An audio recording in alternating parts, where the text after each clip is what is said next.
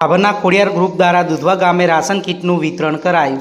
સરહદી સુઈગામ તાલુકામાં ભારે વરસાદને કારણે જનજીવન અસ્તવ્યસ્ત થઈ ગયું છે। ખેતરોમાં પાણી ભરાઈ જતાં બેટમાં ફેરવાઈ ગયા છે, જેથી ખેતી પાકોમાં મોટું નુકસાન થયેલ છે। તેમજ રસ્તાઓ પર પાણી ભરાતા વાહન વ્યવહાર ઠપ થઈ ગયેલ છે। ભાભરથી સુઈગામ હાઈવે પર 3 ફૂટથી વધારે પાણી ભરાઈ જતાં ભાભર સુઈગામનો વાહન વ્યવહાર બંધ હાલતમાં છે।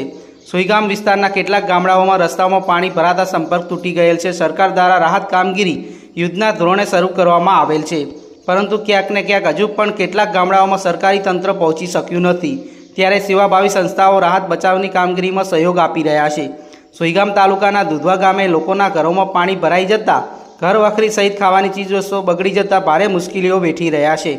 ગામમાં પીવાના પાણીની વિકટ સમસ્યા છે। પાણી ભરાવાના કારણે પશુઓ મૃત્યુ પામ્યા છે, તો ખેતરો બેટમાં ફેરવાઈ જતાં ચોમાસું ખેતી પાકોને મોટું નુકસાન થવા પામ્યું છે। તંત્રના અધિકારીઓ અહીં હજુ સુધી ક્યાંય દેખાયા નથી। ધીરજસિંહ ચૌહાણે જણાવ્યું હતું કે સુઈગામ તાલુકામાં 18 ઇંચ જેટલો વરસાદ થતાં દુધવા ગામના પ્રભુનગર, રાવળવાસ, રબારીવાસ અને ઠાકોરવાસના કેટલાક ઘરોમાં પાણી ભરાઈ જતાં પરિસ્થિતિ વિકટ બની છે। લોકો ભૂખ્યા તરસા ટળવળી રહ્યા છે। તંત્ર દ્વારા જમવાની તેમજ લાઇટ, પાણી અને રાશન કીટની વ્યવસ્થા કરવામાં આવે, જેથી લોકોને રાહત મળે। NDRF અને SDRFની ટીમો દ્વારા ફૂડ પેકેટ અને બચાવ રાહત કામગીરી કરવામાં આવેલ છે।